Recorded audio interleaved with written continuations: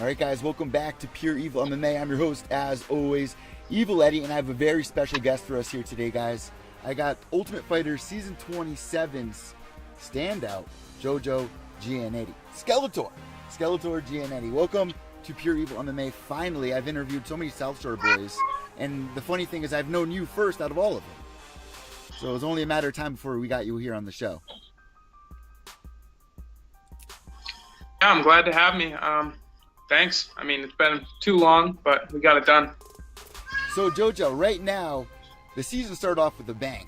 I mean, before we even talk about your fight, which I'm so proud of you, by the way, let's talk about how you found the Ultimate Fighter, because I was following it all along, like on your Snapchat and stuff like that. Like, you're like, oh, season 27's coming out. I'm going to try out for that. So I'm following along with that. You fly out there. What happens from when you flew out to Vegas? What's the story? So once you land, pretty much you just go to your hotel. The next morning you go to the Palace Station Casino, and they have an event room. And you walk in, you fill out all your paperwork, and you do a minute and a half of grappling against somebody else that's trying out. You do 2 minutes of hitting pads, and then if you make it past both those steps, you go into a room and you do an interview with the producers. If you make it past that one, the next day you do a more intense interview. Was Dana there for this season watching you guys try out, or no? No, Sean Shelby was there. Sean Shelby, which he usually is there. So once you got there, did you feel confident that you were going to be chose? Because as far as I remember, I remember the sheet coming out. I didn't see your name, so I was like, what the hell happened? Were you confident when you went in there, did the tryout, and did the interview? I was nervous when I first got there, but I mean, after we did the grappling and the pads, I felt pretty confident that I was going to make it. It was just a matter of whether they liked me or not. Yeah. And yeah, I was confused when the list came out. A couple of them came out and my name wasn't on it. I think it's just because, nobody knows me yet. Well, yeah, I was like, what the hell's going on? I was like, what? Like, this kid's undefeated. And I remember your fight before that. Like, you went in there and you choked the kid out. Like, I remember you, sitting in your corner, just, Indian style, powwow style. I was like, this kid stands out. And I remember it was streamed live on Facebook, and it was only a matter of time before something blew up that they discovered you. So I was a little upset when I didn't see your name on that list. But yeah, here you were on season 27, episode 1. So let's get to that moment. You get to Vegas. You're on the show. What's the first thing that happens before the cameras even start rolling, or were they following you the whole time?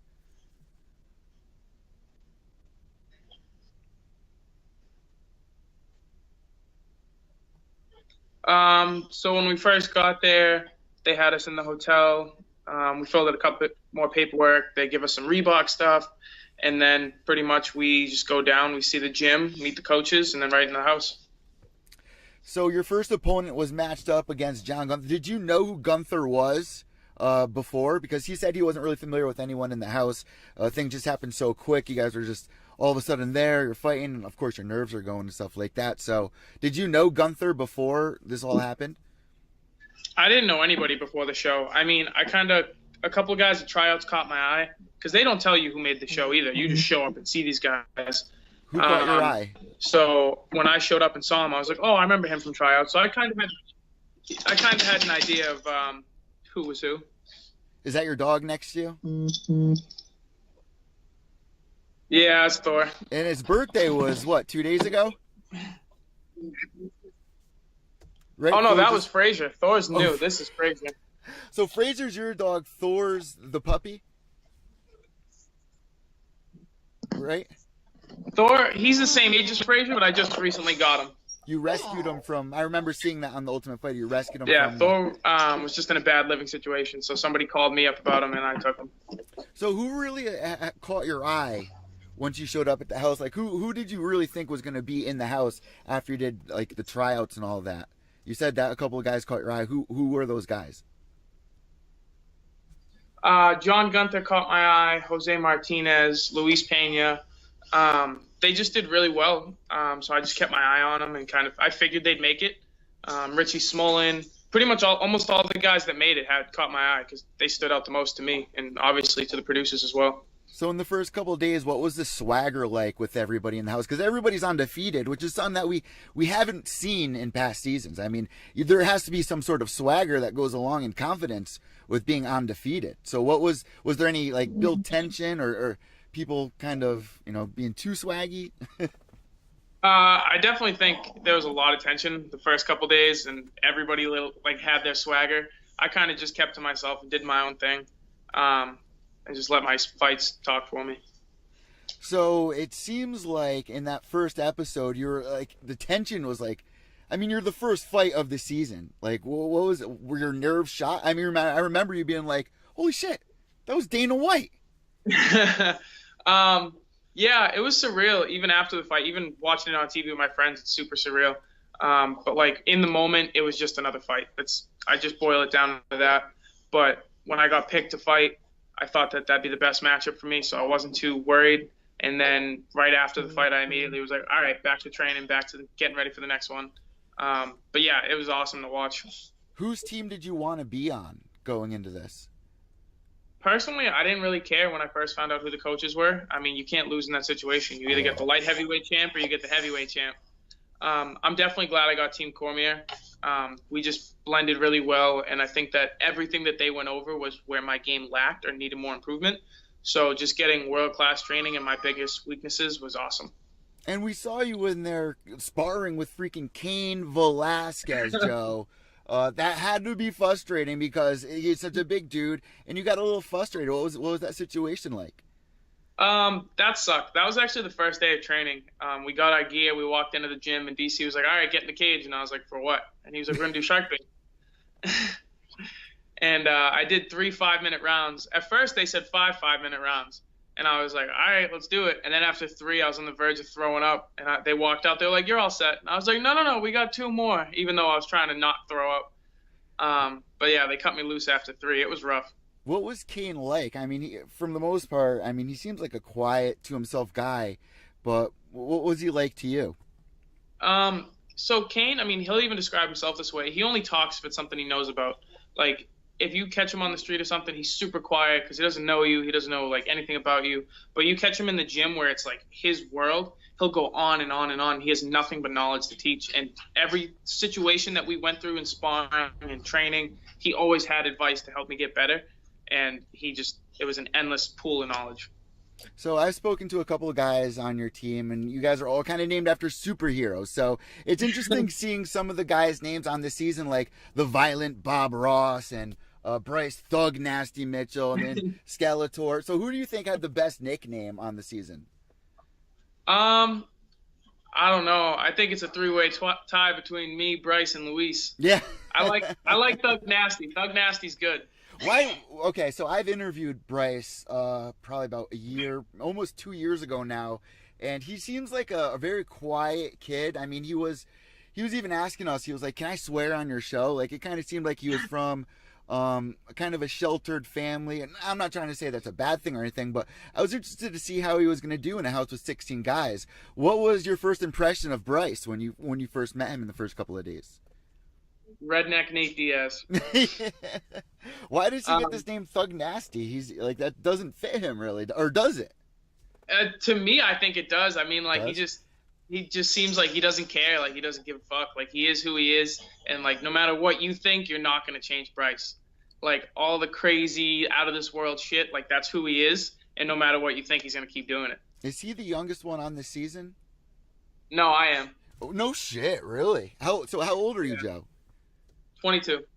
No way, man. So one thing that we saw at the beginning of the episode was how close you are to your father. So are you at your dad's house right now? No, I'm at my house. So you got your own apartment and you got your own little swagger shop. What has the reaction been? Because you're back home right now. I know that you just like flew back out there to do whatever, and now you're back. So now it's on TV. Are you seeing a reaction from the locals?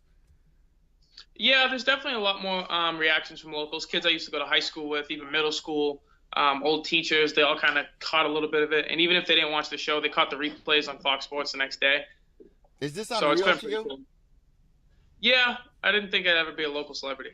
I mean, going back, man, I'm 28, you're 22, so we kind of grew up with the Ultimate Fighter. That was like kind of our staple, really, of, you know, if we were at school, we can really turn it on. Like, at least for me, we had it on in the senior lounge all the time. And it's really sad that it's winding towards the end.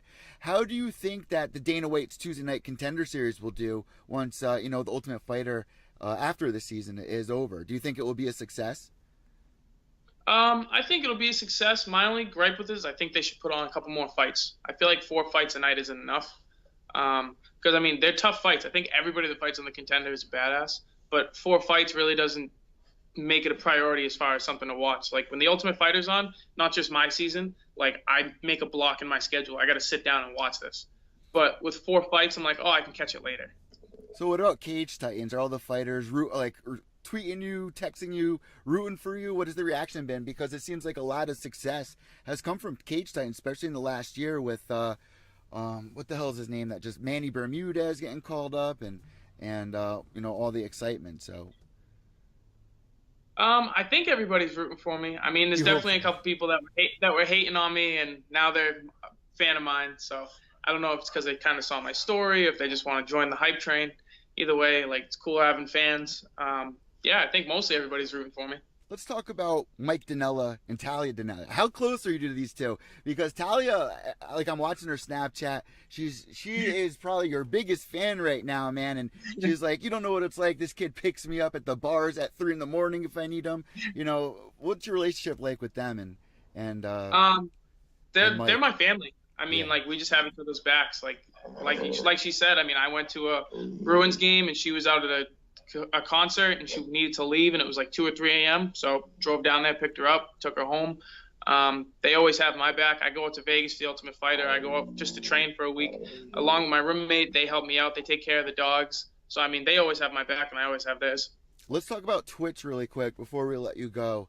You just made a profile. I think it's very important that, you know, you guys connect with an audience and your fans, and Twitch is a great platform. So where can people find you on Twitch, Joe?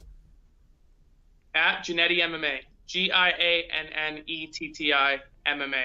And this, you just made this yesterday. So these are going to be a whole new platform. You guys can jump on, see brand new material and stuff. What have you got so far? I know that I just kind of interrupted you. You're doing what, your first stream just now? I didn't stream yet. I'm just planning to try and get some clips. I've been posting clips on my Instagram, my Twitter. I'm going to be doing live streams soon. 99% of the time it's going to be me cussing out the TV, but the other 1% it'll be cool shit. So have you seen any responses from UFC fighters when it's because it's kind of like a fight night, even though it's all pre-recorded, watching you get that win in just a matter of seconds? Did you see a big response on Twitter from maybe some UFC fighters? There might have been, but I didn't really see him. I mean, I think that was the fastest submission in TUF history, but I mean, I still think I'm a low-key fighter. I mean, so hasn't completely blown up yet. Like, we're just getting started.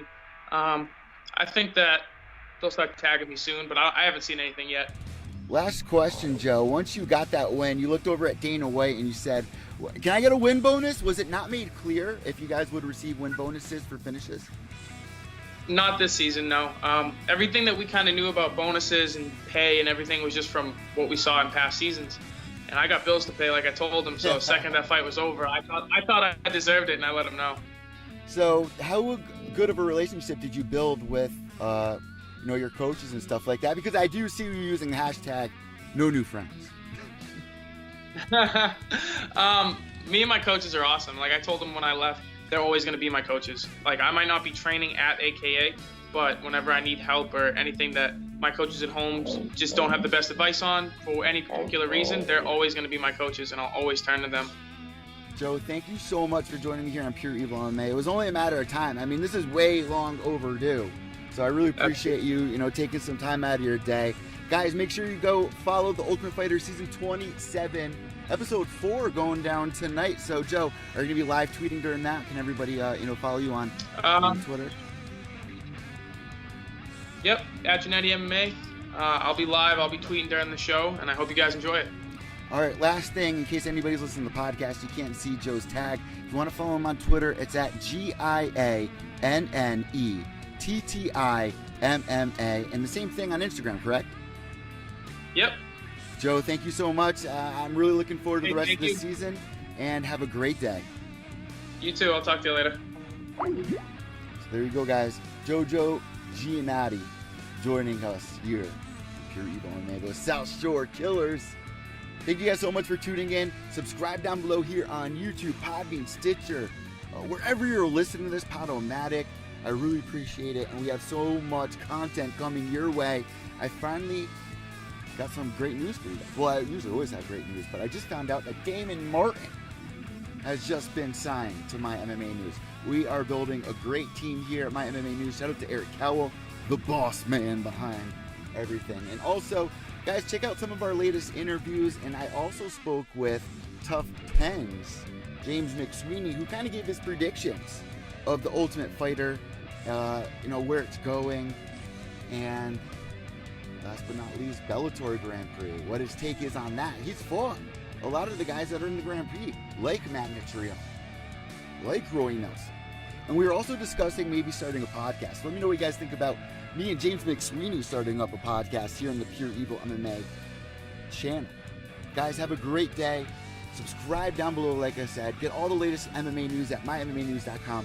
I just started writing again, so I just released my latest article on the upcoming card for UFC 226. On paper, it really is starting to look like potential card of the year. You got headlined D.C. versus Stipe for the heavyweight title. The entire card is stacked. The entire freaking card is stacked. Francis Ngannou versus Derek Lewis. Come on. So check out my article at mymmanews.com, guys. Have a great day. White knuckles to the end. Behave yourselves.